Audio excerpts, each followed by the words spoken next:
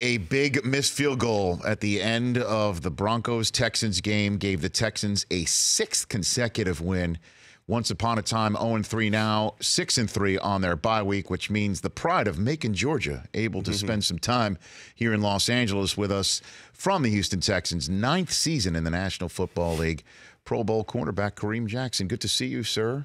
Thank you. Thank you. Good to see you as well. So was there a turning point, an actual moment in a game where you realized, or during a preparation of a week after going 0-3, that you saw maybe this happening for your team? Well, as a team, we kind of felt like we were close because out of those 3 losses, we lost by 3, lost by 5, and lost by 7. So we kind of felt like we were 1 or 2 plays away from, turning those losses into a win. So now we're just, on the receiving end of making, making those plays and doing what we have to do in terms of executing the game plan and, getting stops on 3rd down, just little things, paying attention to the small details, and that's kind of, boosted us in the right direction so we can kind of get those wins. But in a locker room, when you're 0-3, I mean, who was helping keep things together? We got a great group of guys, some great leaders, and like Tyron, JJ,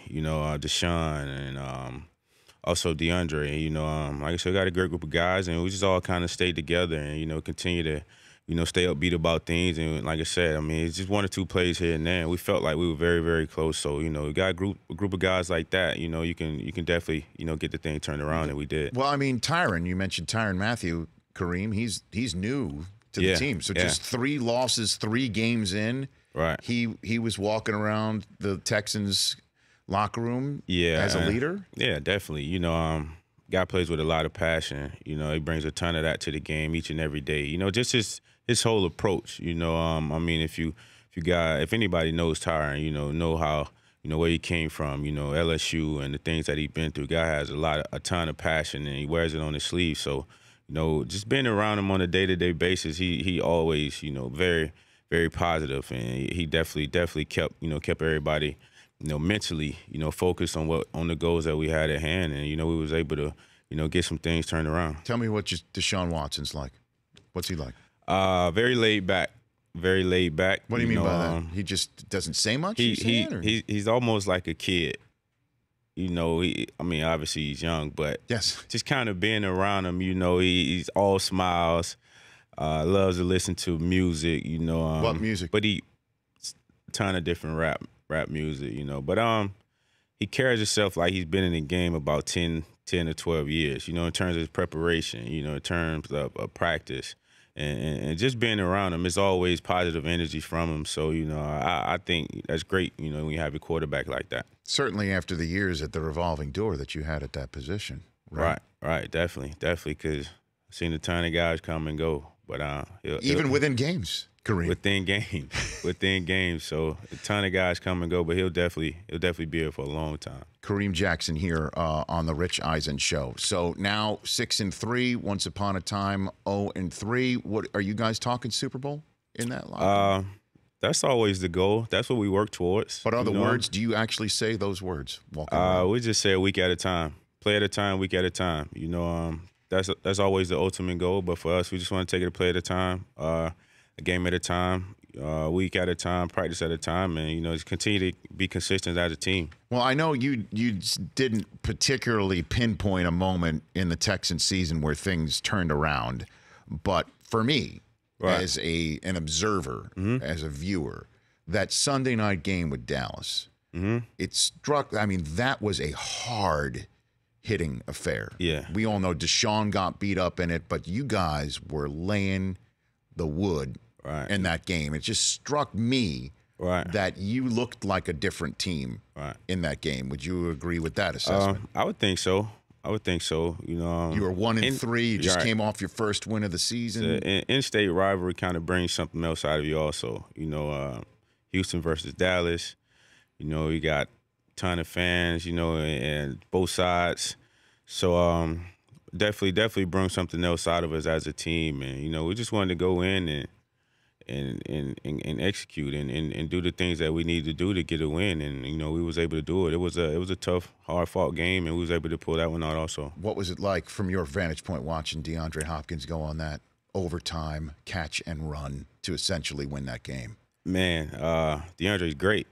Just to see him and the things he did that game, it's kind of scary though as a defensive player sitting on the sideline, kind of watching him, and his hands are so big to the point where he never tucks the ball, so he's just kind of running with it, just holding it out. And like a loaf of bread. Right, spin move, and I'm like, just hold on to it, just hold on to it. But that's what he does, though. That's the type of player he is. He's a great player, great receiver in his game. So, just kind of it's a lot of fun to sit there and watch him on a week-to-week basis. Kareem Jackson here on the Rich Eisen Show. You as a defensive unit earlier in that game, were you surprised that Dallas did not go for it on 4th down and punted the ball away? I wasn't surprised. We was playing some tough defense that game, so but you didn't think in your head after that 3rd down, okay, we're gonna have to stay out here and defend a 4th down play. Thinking about it, yeah, we're definitely gonna have to get a stop in your head, especially the way the game was going, close game,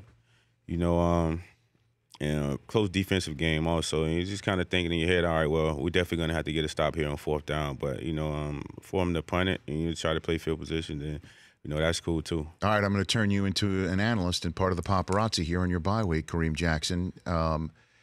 After the Monday night game we just saw last night, where the Titans, your competitors in the AFC South, kind of just laid it on, put the bang thing on Dallas in their building.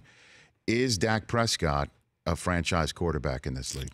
I think so. He had a great year last year, and every year, brings different challenges. Sometimes guys are going to struggle, but at the end of the day, it's all about how you come out. How you come out of that hole. So for him, he just got to, go back to work and continue to, improve each and every week. That's what it's about. That's what this league is about. So I think so. He's a dual threat guy. He's proven that he can make, all the throws on the field. So it's just all about staying at it and just continue to fight. Well, in this regard, because I know you don't want to disrespect him either, I'm looking at your quarterbacks. Brady, these are the guys you had to prepare for this year. Right. Brady, Mariota, Eli Manning, Andrew Luck, Dak. We'll take Buffalo out of the equation right now because they're. Seriously, I'm not trying to denigrate, but they've got rookies, and obviously their quarterback situation is a particular type of fire right now. Then you have Bortles. The Miami game was Osweiler. Amazing that you had to face him, and then Denver. Where does Dak rank in terms of the quarterbacks that you had to analyze throughout the week, and you were concerned about putting your helmet and pads on going to play a game? Honestly, it's kind of tough preparing for a guy like Dak because he's a dual threat guy. He can throw the ball in and he can run. So all 11 guys definitely have to, be ready to do their job. You got to keep them in the pocket and you just try to make it one-dimensional. But in terms of ranking them, and as far as the guys that we've seen this year, obviously Brady, we all know what type of guy Brady is, what type of player he is. He's obviously, the number one guy. But I'll say him and Mariota's, kind of similar guys. Both guys can run and throw, so I'll rank those two guys right around the same, in my eyes anyway, because it's almost the same when you're preparing for those guys. Okay, so let's talk Kareem Jackson. A few more minutes left with you, sir. You're from Georgia. Yes. You go to Alabama. Yes, sir. Okay. How did that happen? Because Nick Saban just arrived. Is that how? Walk me through how you wound up in Alabama. It's a wild story. So I was just coming back from a visit at Maryland, and I went to Fort Union Military Academy out of high school. I was a mid-year guy, so I was looking to enroll in college, in the spring. So I just came back from Maryland. In my mind, I was like, you know what? Maryland hadn't started for the spring yet, so it's probably be my best option.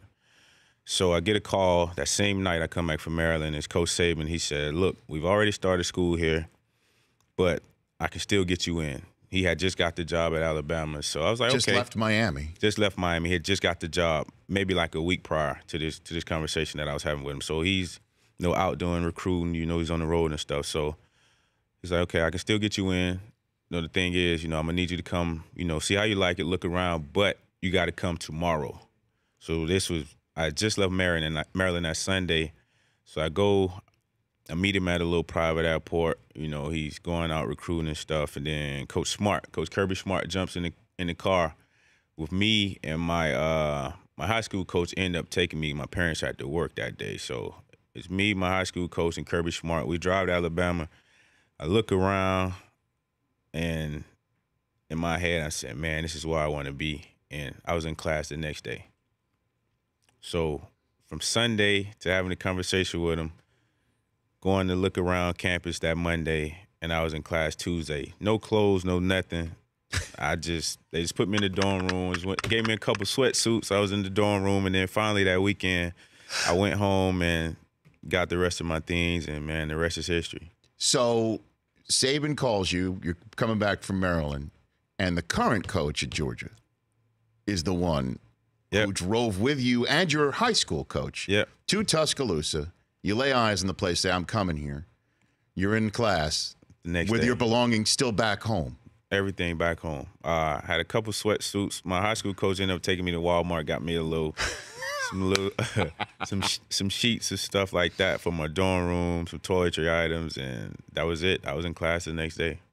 And then you're a national champion a couple years later. National champ. 4-star recruit, were you? How many stars? Yeah, I was 4-star. Okay. 4-star recruit. What was Saban like? Walk me through the first speech you heard from Nick Saban. What was he like? What I remember to this day, he was saying, he just kept saying, if we're gonna do this, we got to do it, and it's gonna happen fast. But it's like, he just kept saying, it's like, it's gonna work out for the best. It's gonna be a great situation for us, and you're gonna have a great chance to come in and compete and get a starting job early. So I came in, I was able to go through spring, I was able to go through camp, and I started as a true freshman. And off you go. Off I go. How often do you speak to Saban still? I usually try to catch a game, maybe one or two games. So I usually try to wait once they get to the college football playoffs or the national come on, championship. Kareem. Come on. So, you just rolling the footballs out, huh? Just like that's what you wait for? Have you seen that machine?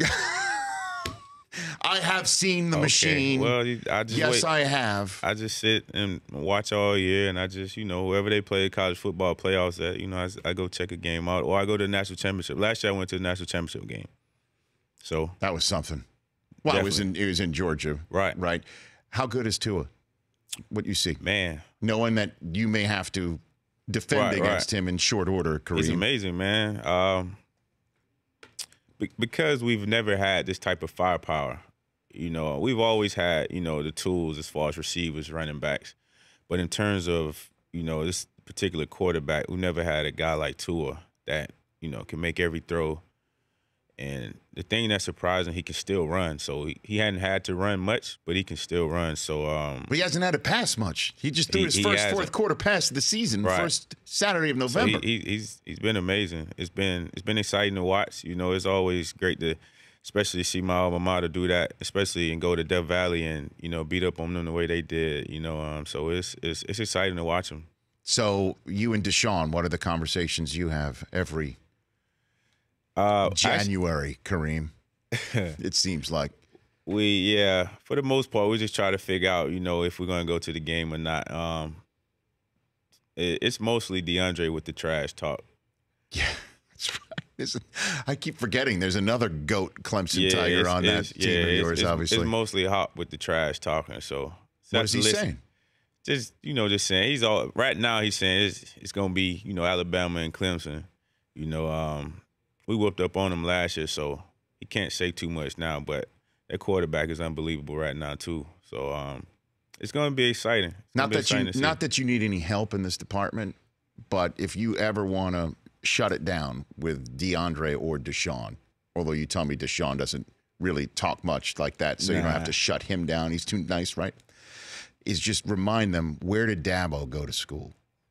Yeah. And where do you think there's only the one only job Dabo would even consider thinking about flinching in the direction of in college football? That's true. That's true.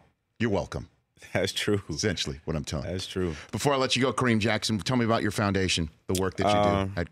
So I have a foundation, Kareem Jackson Foundation, and it benefits women with breast cancer and kids with cancer. My mom is a 2-time breast cancer survivor. My sister is a leukemia survivor. So just kind of growing up and seeing them go through that, go through that struggle, cancer is a terrible disease, and to see any family go through it, man, it's tough. So for me, once I kind of got in a position where I can create my foundation, it was a no-brainer for me, to benefit, what it was going to benefit. So I do a couple of events this year. I actually just finished an event, and it's called Dinner for a Difference. So we raised over $200,000. Wow. In a single night. So it was a lot of fun. It was a great night, and we keep a lot of things, kind of updated. The things that we have going on Kareem Jackson. .org is the website. You can go in there and check everything out. And we got a ton of stuff coming up, and we just try to stay active in the community and do things. And and like I said, these kids with cancer, we just try to do some things, give them some type of stability.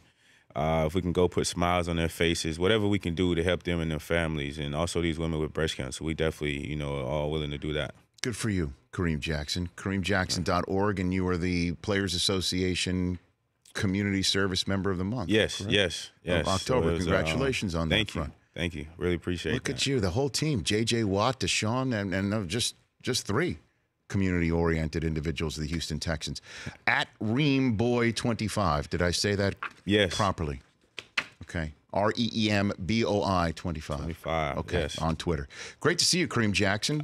Make this any stop anytime you're in Los Angeles, okay? I will. You got it. That's Kareem Jackson here, not going to the game against Mississippi State this weekend because it's not big enough for him. Nah. Okay, right here on The Rich Eisen Show. The Rich Eisen Show, weekdays at noon Eastern on Audience.